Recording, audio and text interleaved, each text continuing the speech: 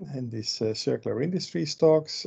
Today we have with us Stef Lemmens, who is an assistant professor in the Department of Technology and Operation Management of the Rotterdam School of Management. And I'm really happy that Stef is willing to share his thoughts on closed-loop supply chains and business models, because I think it's also often an overlooked thing if we, in our types of studies, where we often look at, well, what are, let's say, circularity options, how can we deal with critical raw materials, how do we deal with responsible supply chains, how can we make supply chains more circular.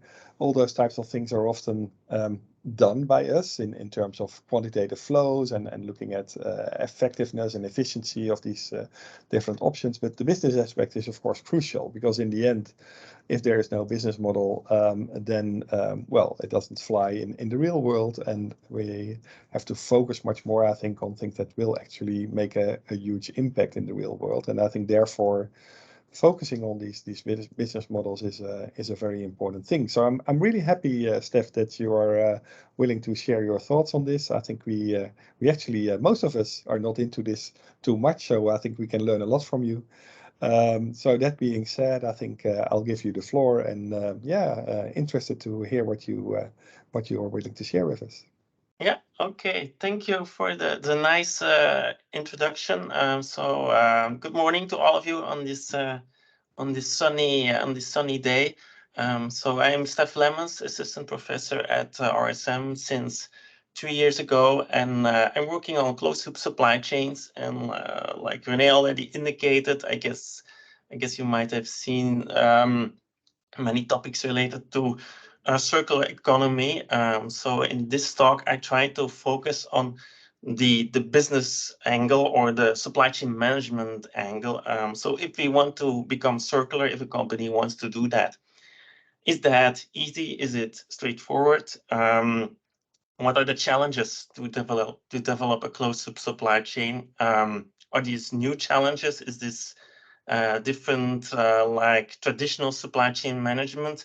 And I try to look at these questions a bit from an academic point of view, but also I try to also keep the relevance for companies in mind.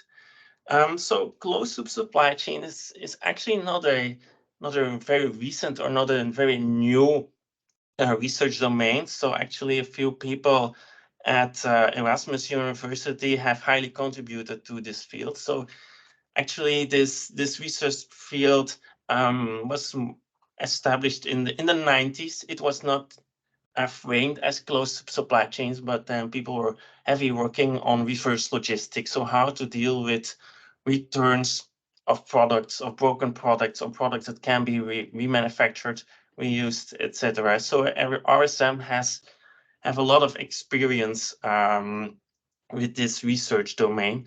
So nowadays, I still call it closed-loop supply chains. Maybe other researchers are more in favor of calling it sustainable supply chains. And in the following slides, I will talk about closed supply chains and why this is so different than traditional supply chain management. So we know all the methods and all the problems for regular supply chains. So then I think about inventory management. How do you think about keeping inventories? How much inventories to keep of each product? How do you think about network design? Where do you locate a facility, a recovery facility, a remanufacturing facility? How do you do that?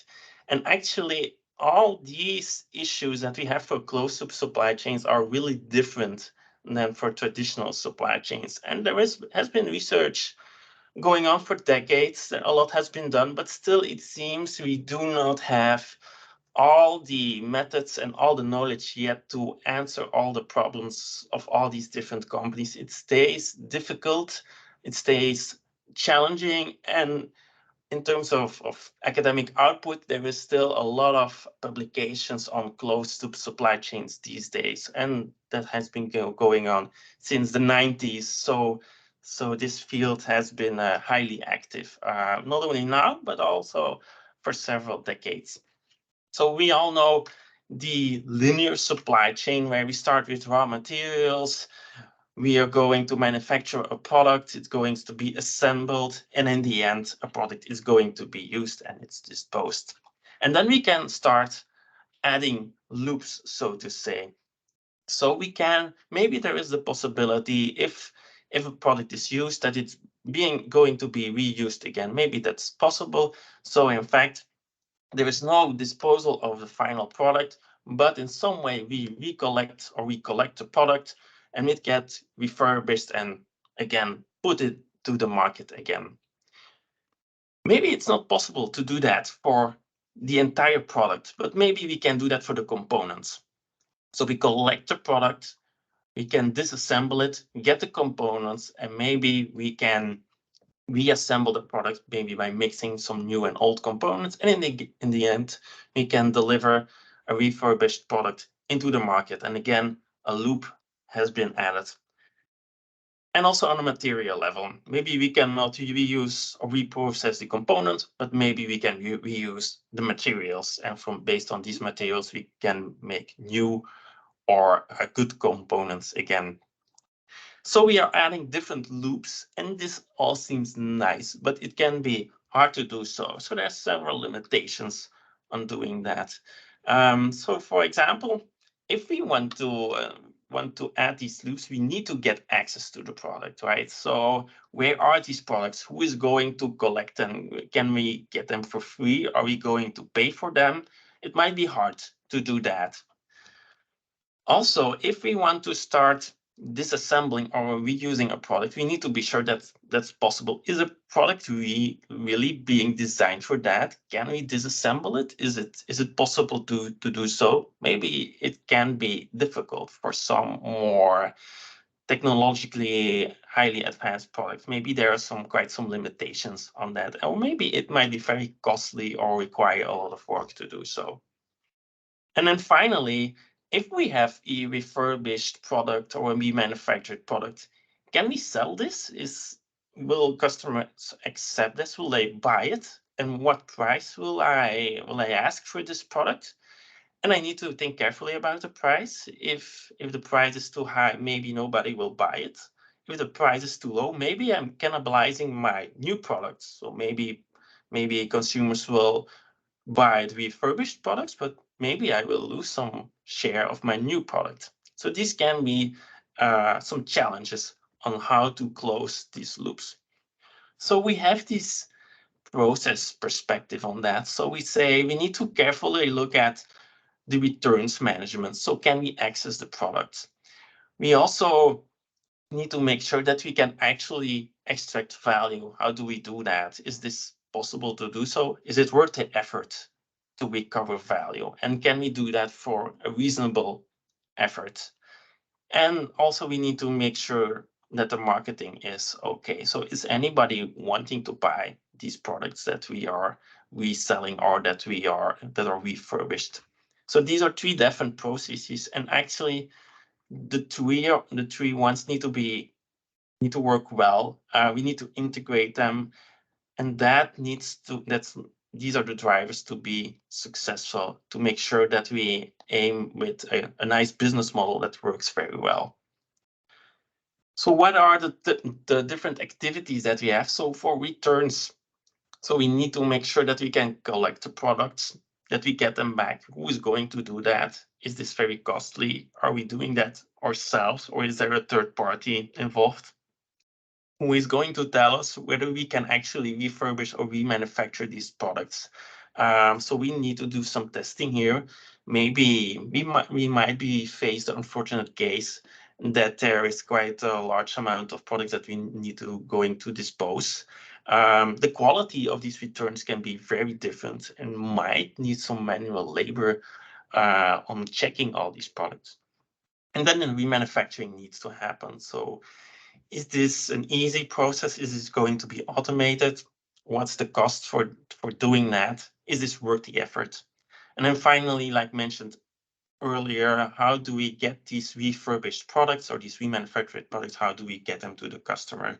So what distribution channels are we going to use? Are we going to use the same way of distribution of the product as for the traditional supply chain? So for the new products, do we do that in a different way?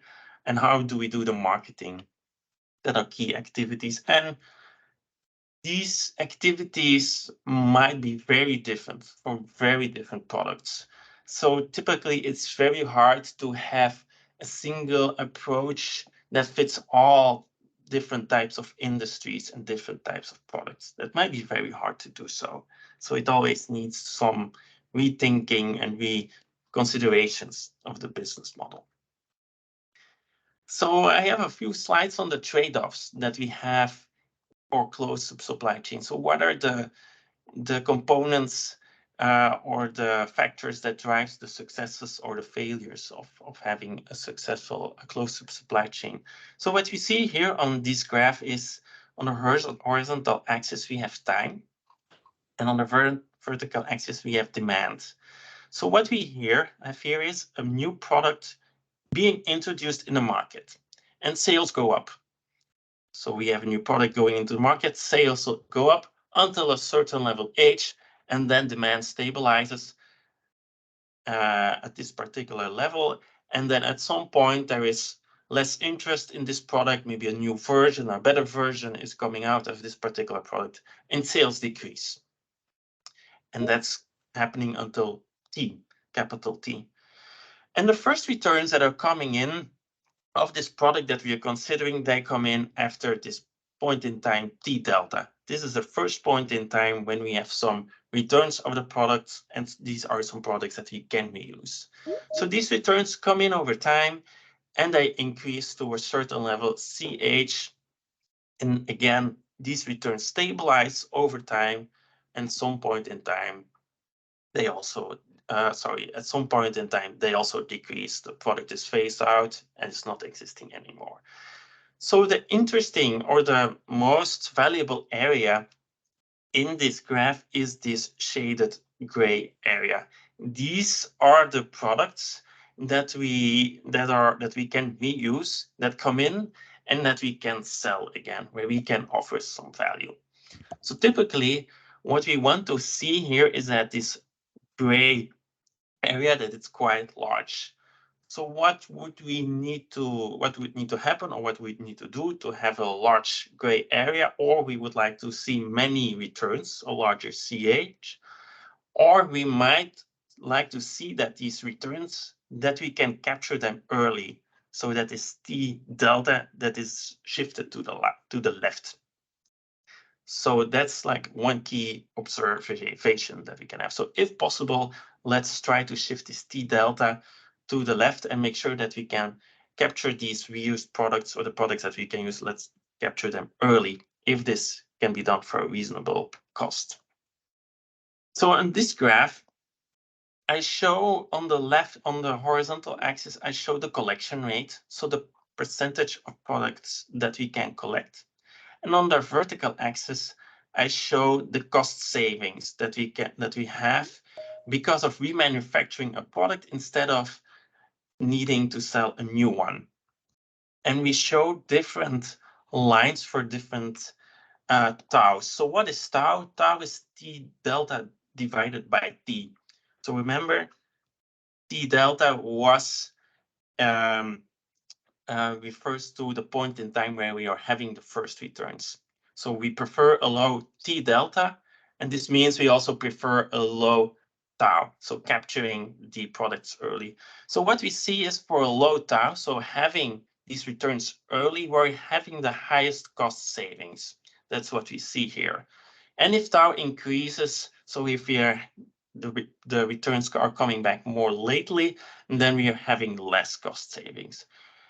But here, at some point, we see that it's getting a bit more dramatic. So here, for tau is equal to 0.3, we have some cost savings.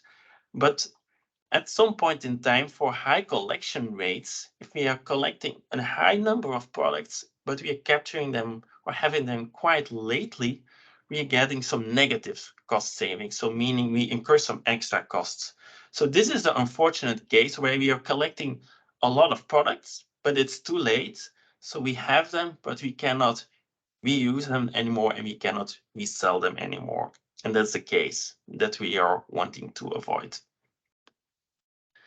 Another figure is about the trade-off between collection and disassembly and reuse. So here on this graph, we see again the collection rate and the cost savings. And we plotted several lines for different n. So n is how many times you can reuse the product. So typically we want to design a product in such a way that we can use it in multiple ways.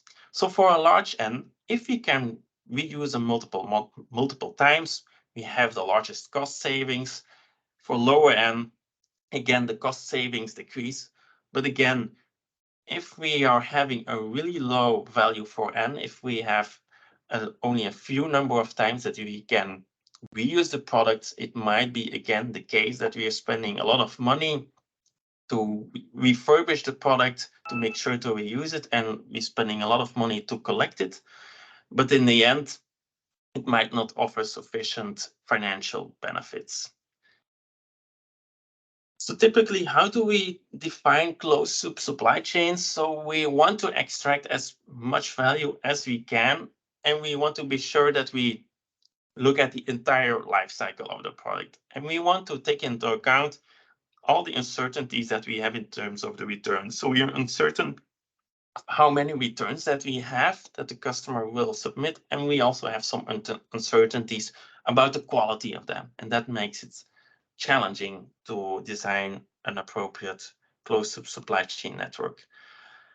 And at the same time, while we are looking at circular economy, I think these definitions have a very different angle. So here we say, okay, circular economy, this definition says it's about reducing waste. Let's protect the environment. And if we compare these two definitions, I would say, if you talk about circular economy, especially to students, it might sound more cool. It sounds more like a hype term. But here it doesn't reveal any relationship to supply chain management or how difficult it can actually be to be successful in reducing waste and doing or having a nice business. So, and then typically we see this figure when we talk about the circular economy. So this butterfly diagram. So a key message here is, okay, so we can look at product returns, and they might offer some value, not only waste, but we need to carefully align the collection, how we do that, the design of the product, and also look at the life cycle. And this might involve multiple people or multiple departments in an organization to talk about that. So some people from marketing, some people from product design, and some supply chain management people. And all these need to be aligned, and that might be challenging in practice. And we need to carefully think about a business model on how we can make profits or sufficient profits. And this is this type of questions or this type of research is often published by Luc van Wasserhoven, and he has some very nice critical papers on designing closed-loop supply chains, some very nice statements, and some very nice key challenging operational challenges on doing this in practice. Okay, so next I will show a few different business models and also try to connect this to some practical examples. So one way on how we can make profits is by offering second-hand sales. And there is a particular company who frames the second-hand sales, or I think mostly second-hand sales, as a circular hub. Does anyone know from the audience know which company this is? Just out of curiosity. So this is IKEA. I don't know which IKEA it is at which location, but they frame their second-hand sales. I think it's mainly second-hand sales as the circular hub. So this is one way also how you, as in marketing, how you can try to boost or the visibility of second-hand sales or frame it in a different way. I talked about product design, and we see also very nice initiatives and for very different products, how we can develop new types of products. So here, I think this is a Dutch product. Here we see the first safety shoe that's designed in such a way that it can be disassembled and that it can be recycled. So for many products, we are seeing this initiative to make sure that we can redesign the products in a different way so that there are possibilities to recycle them in a better way or reuse components or materials. But it's not easy to do that for every type of product. So here we see an iPhone and a Fairphone, and these products are one example of same product type, smartphones, but we cannot disassemble them in the same way. So for Fairphone, there are more possibilities to disassemble them.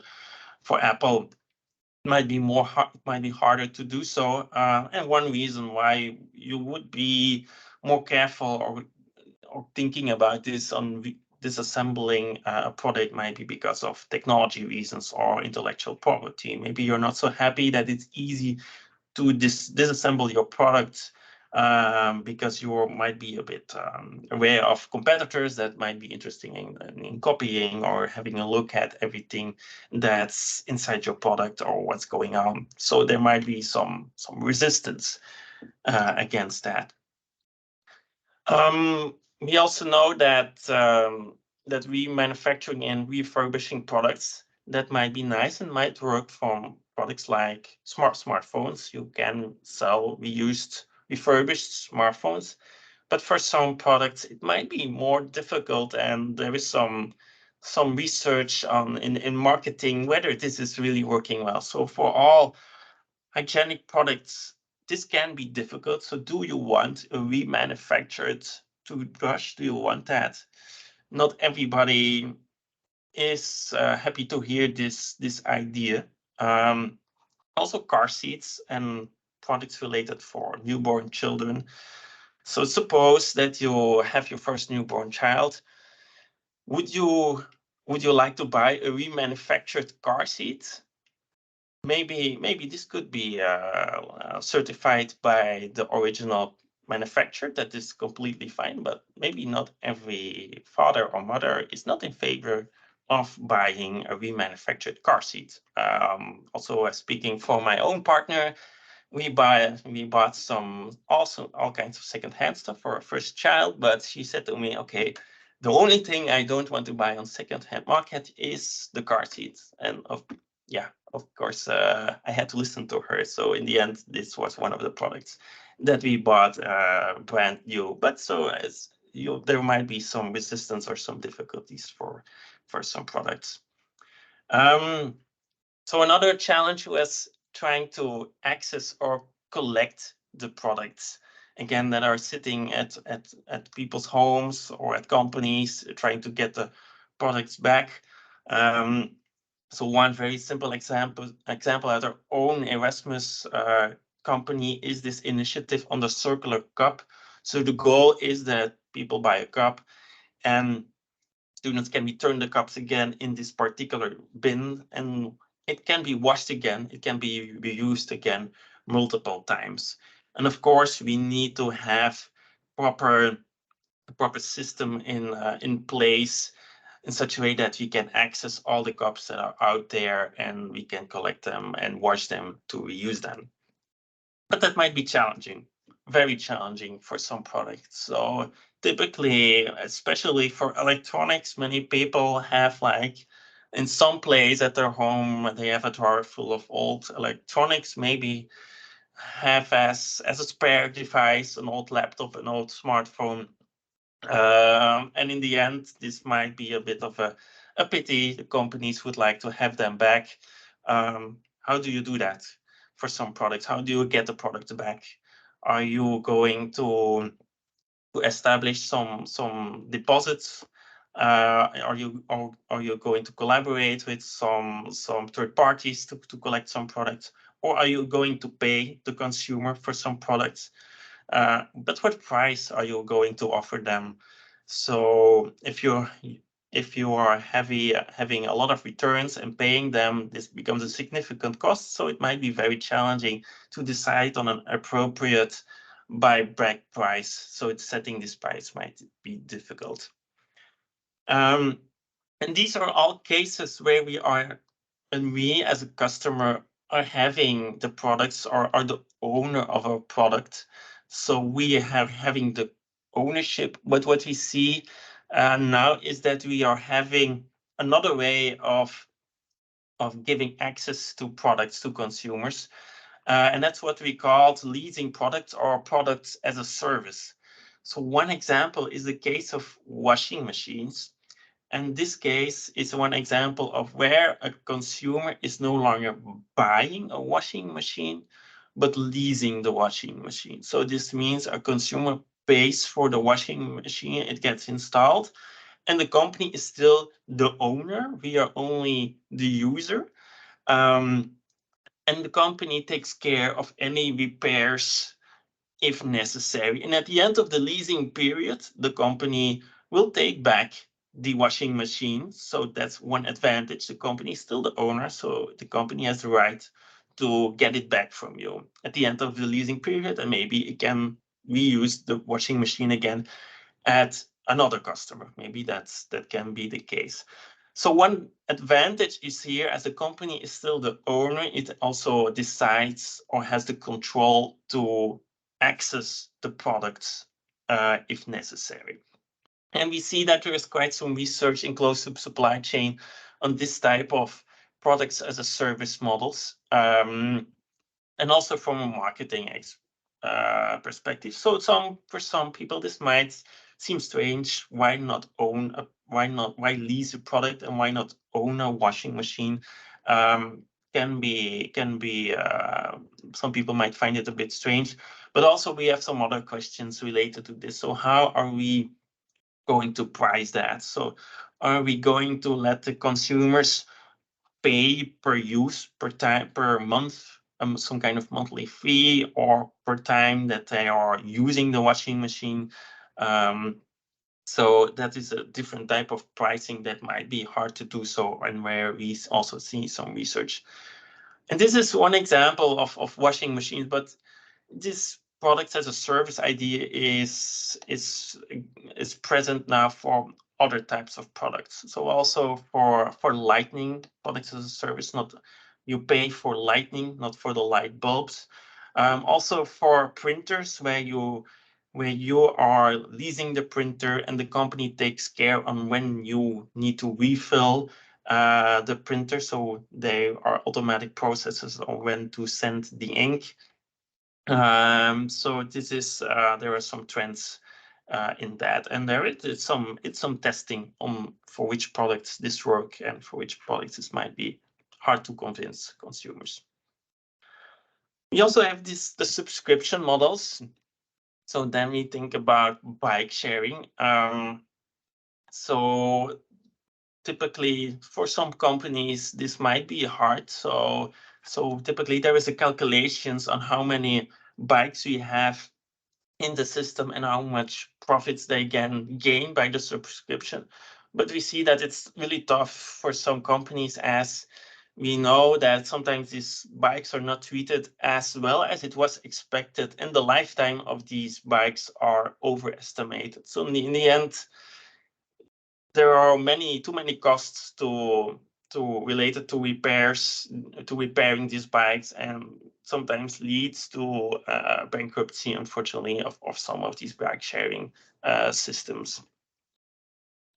Okay, and then finally, I would like to close with giving a few notes on my own personal work that I do at RSM on teaching and research. So for the first time, in spring, I developed a course on closed-loop supply chain. So it was a first time that I launched this course. So, and this is a course for the supply chain management students, and it's the master elective. So this course was followed by about 45 people, and I always like to compare this course with my own son, which is on the picture. And so, a first time developing a course is always a bit challenging. You need to think about the audience, what's interesting, what's academically relevant, how to connect it to practice. You need to do a few experience and testing. What works well, what doesn't work well for this type of content and this type of audience. And yeah, so this type of experience, I always like to compare it with my own son, which also is trying out different things. So in this course, what we do is we teach about closed-loop supply chain, business models, but also in a more mathematical way, like I presented here. So we show some models on how do you design a reverse logistics network. How do you design? How do you choose where you locate remanufacturing facilities? How do you do that? Given all uncertainties of returns into account and that demand is uncertain. How do you decide on how much inventory do you keep of your finished products, your components, etc.? How do you do that?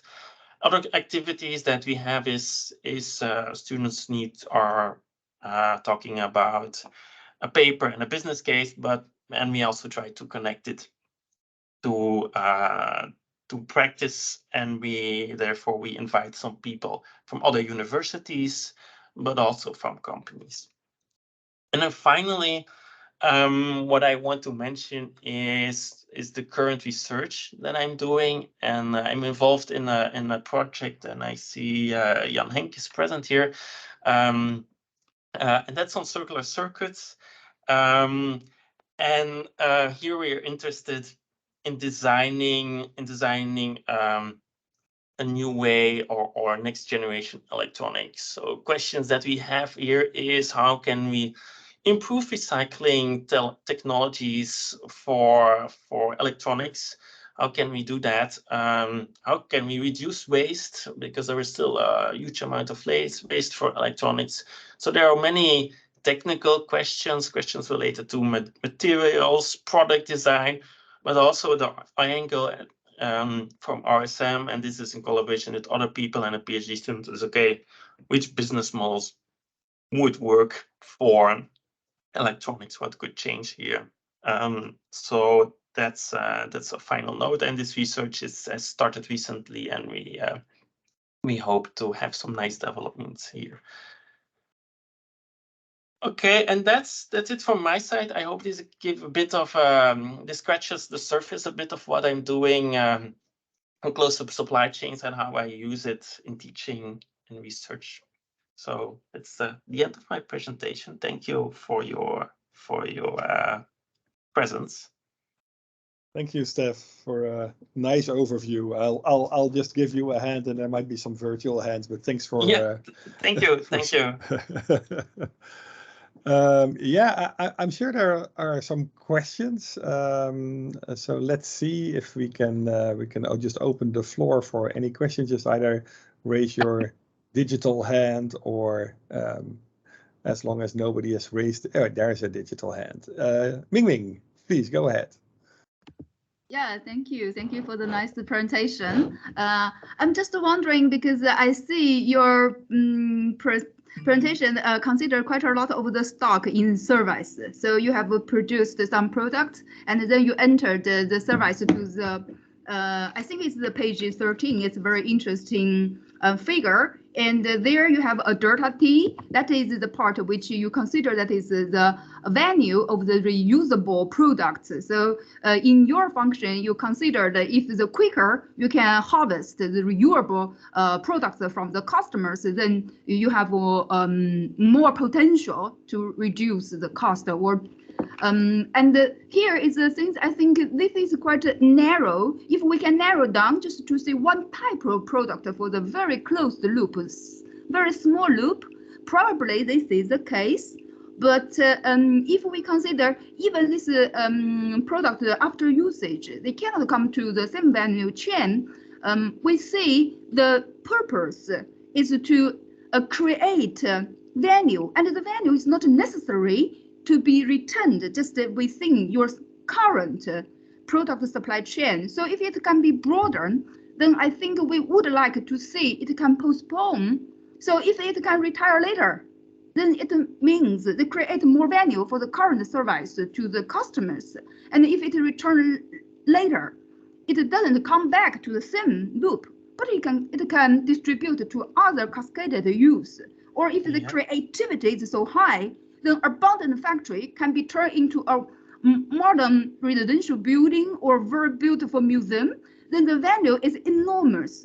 So I don't say where is the value, or our mindset is to still reduce the cost, but to generate a loop. I would say how to create value, your perspective. Thank you. So the question is, how do we create value, right? That's the question. My first observation is not necessary. We need to push the consumers return the reusable goods as early as possible. If it can stay for the primary purpose, then we should maximize the value we offered to the current customer. And if the second value conception is, if it come back late, that means it could not fulfill the current usage which we offered to our current types of consumers. So it's difficult to stay in the current closed loop. But if we open our mind, we are value creation even from the second-hand materials, goods. Even it come back later, it could use for other purpose. Then these types of value, I feel it's also, if we recognize it, then the function may not, the equation may not be correct to use this delta t, shorten the delta t, and then reduce the cost. But to open the mind for the value creation also in the future, in the other potential usage. Yeah. So it's two-part. Yeah, I'm not fully sure. Whether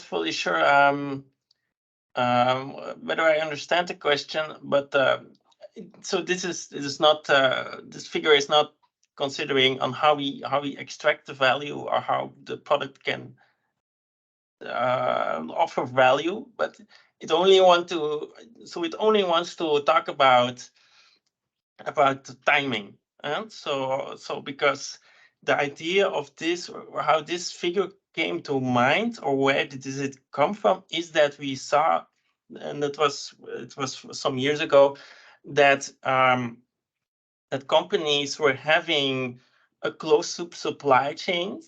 And what happened is that what some companies were having at that time, I think it was an example, or it was a company related to printers, is that they were first shipping the product to a central warehouse where it's going to be remanufactured. So, and this took several weeks because it was a bit distant. So it took several weeks to ship these product returns to a particular warehouse. And then again, it took quite an amount of time, of several weeks, to get the products into the market again.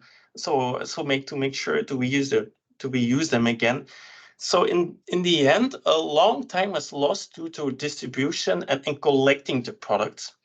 And because of that, and that was actually damaging the company, or being the case that the company was a bit more less successful to that. And that was one of the drivers why this figure came to mind, because it wanted to show, okay, if you are having all these lengthy lead times on collecting, shipping, and redistributing the product, this might lead to this low gray area. And in fact, that's something that needs to be done about. Yeah, I'm not sure whether this is really answering the question, but I think it mainly wants to illustrate the importance of timing here. Yeah. Yeah, thank you for the explanation. I think that our understanding of the timing are different. You are meaning for the distribution time, the time gap of the return. And then my understanding of the time is the service time with the product, with the consumers. But thank you. Yeah, okay, thank you. Yeah. I have a quick follow-up question, and also just to elaborate maybe. And I have a question regarding, I think 15 it was, but regarding the this discussion over here, I was thinking this might not apply for all products. So as in the graph which you mentioned of the gray area, because I think, like Ming said, for some products you could use the argument that for the first life cycle, a longer service period, so use period in the customer's hand, is a good thing. Say, for example, furniture or some sort of long-term thing which you generally would use for a long term. But in the example you brought, and also I was thinking of smartphones, for example, it is more beneficial indeed to have it returned as early as possible, especially in the current economy where every 6 months, 1 year, you thing. So then obviously in the refurbished market, it makes sense that, okay, customers do return it as soon as possible, within a year or so.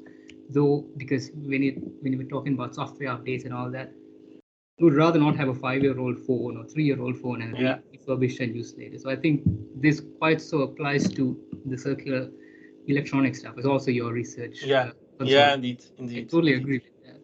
And in that case, the value proposition which you mentioned also applies to electronics like smart. Indeed. Okay, that's indeed, that's a good good comment. Yeah, there might be some difference for different products here. And then just a question on the slide 15. I was wondering, again, sort of related to this. So in this case, you say this is the number of users, which is n.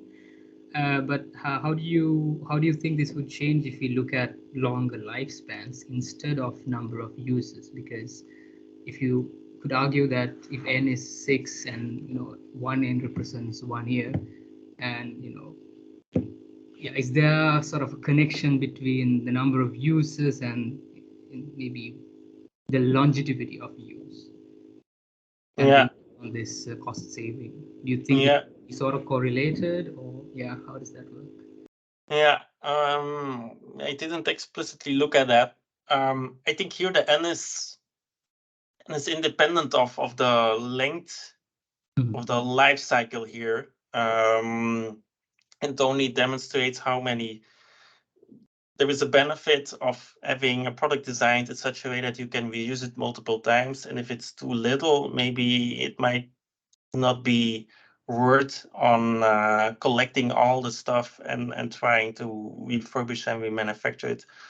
And honestly, I'm not sure what influence would be if life cycles would shorten or become lengthier if you're reusing the product multiple times.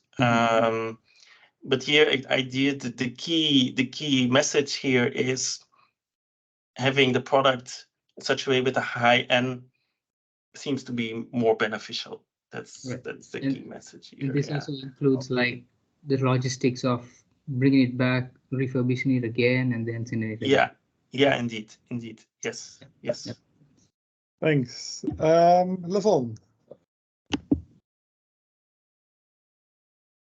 Yes, thanks, Renee. Thanks, Stef, for your presentation. I actually had a comment, I think, very much related to the last couple of questions, same graph. I was just thinking in terms of, again, well, your argument to me, I think, is very clear that if we let devices, electronics, whatever, consumer products stay at our houses for too long, they lose their value, and then well, we lose the business opportunity to collect and refurbish them at proper moment. And I think this is very, clear from business perspective. Then the sooner you collect, well, you'll get bigger value as a company, collection company, to resell it or repurpose in any form. But I'm curious to see, the environmental parallel to this graph. Because in a way, I could argue from now environmental perspective that indeed if you store the device for too long without even using it, let's say indeed maybe you're using you're losing the reuse potential of it. At the same time, if you instigate the consumer to get rid of it too early, indeed you might be shortening its lifetime, hence resulting heading into shorter total use of electronics and instigating higher primary production. So as an example, let's say an Apple's trading program, right? When they pay for same iPhones being brought back, some amount of money, I'm pretty sure, and it's been shown that it's it's ambiguous in any case, that might again be beneficial from your business perspective, but not very clear from environmental perspective if we go and buy a new a new phone quicker than we would otherwise. So just as again, just to underscore my comment, it would be very interesting to see same graph, two parallel perspectives at the same time. But I understand that you work on the business side for this questions, and we're environmental scientists, so we have slightly focus here. But I fully agree with your comment. It's also a bit the purpose of the talk, but I think you're absolutely right. In the course that I mentioned, we also have a larger focus on the environmental part. There we also let students think about business models, while at the same time trying to balance this trade-off. So maybe we can be better for the environment. Maybe that's better, but what's the price that we need to pay for that, or what is the financial complications that we have? So in the course there is more that we do with that. Not for these graphs. I mean, we don't have a counterpart for the environmental focus, but in the course for the students, yes, I think this is important to look at the two types of indicators. And the main message of the course is that it's hard to search or to know when you are gaining benefits for the two types of performance measures.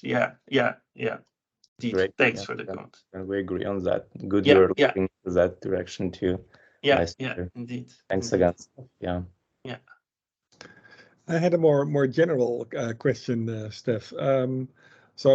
I've also been teaching a course on circular economy and discussing this with students. And one of the main things that always pops up is that if you look at the cost build-up, it's relatively cheap to build products, right? I mean, it's mainstream, it's just automized greatly, so there's not a lot of labor involved. Materials are relatively cheap because energy is relatively cheap. So you always end up with the issue that, a remanufacturing or refurbishment is all very labor intensive. Starts already with the collection, and then afterwards with all the processes that you need in order to get it to market again. So it seems like the thing is always popping up that labor costs are a big hurdle if it comes to circular economy business models. I'm not sure what your view on that is, but I would like to hear, and also what kind of things we could do to mitigate that. Yeah, indeed. I agree with what you say. So I think honestly, I don't have a very specific answer to that, but I would say it relates a little bit to what we have in the figure. So in fact, all these labor costs, etc., are very expensive, and that means one reason might be because we don't have economies of scale, and that's why we also would like to see high collection rates, because then we might get, if we have a huge amount of returned product, maybe in some way, and if these are all of a quality that they don't need to be disposed, maybe there might be some economies of scale that we can get. So with that, we hope to do it in a good way, or to learn from it on how we can do the remanufacturing or do the reuse in a good way. But I see this is I have the same findings like you, and I see this is a very hard or a very very difficult cost driver. I agree on that. Yeah, and one thing that you could think of is that, you could just argue that raw materials and production processes are too cheap. And why is it too cheap? I'm not sure. Some of you might have seen this little illustration movie video clip of the story of Stef, and then basically a lady steps out of a Walmart in the US. She has just bought a radio that costs $1. And her story is, obviously I didn't pay for this radio because it's only $1. So who paid for this? And then she goes to the Walmart employee that doesn't have any health insurance, to, let's say, the transport, which is a lot of connects to a lot of pollution, to the sweatshops in China where the thing is being made, to the raw materials, to the mines. There, all the costs are basically in the chain. So these are all hidden. So you come to things like true costs. And but I think that if we can, if raw materials would be more expensive, then of course it would make much more sense from an economic perspective to take care of it and to make sure that we don't lose it in our processes. So I'm not sure what. Do you have any thoughts on that? Oof. That's honestly a tough one. I'm not sure. I think for me, I think that it would be hard to have a general statement for different products and industries. But I can imagine for some industries it might be difficult or challenging as raw material prices are expensive. But I can imagine that some companies still want to become circular because there might be some pressure from other stakeholders on doing that, and that they're still looking or still facing problems on how to do that, or from a management perspective. It's a difficult one. There's no clear solution, of course. It's just that because it, as you say, of course, high material prices and high energy prices will also be detrimental in some way for economies as a whole, basically. But at the same time, you could also argue that materials and production is just underpriced at the moment. Anyways, I don't see any further hands raised, and we are almost at the end of our time slot anyway. So again, Stef, I would like to thank you very much for your presentation and sharing your thoughts here. Please feel free to also join future lectures. We are really looking for some input from the Erasmus and the business side, so that would be really great. And of course, not everything will be interesting for you, but just feel welcome at least. Okay, thanks for allowing me to show this different angle with its own challenges. Thank you. Thank you so much, and thanks everyone for joining, and see you next time. See you. Bye.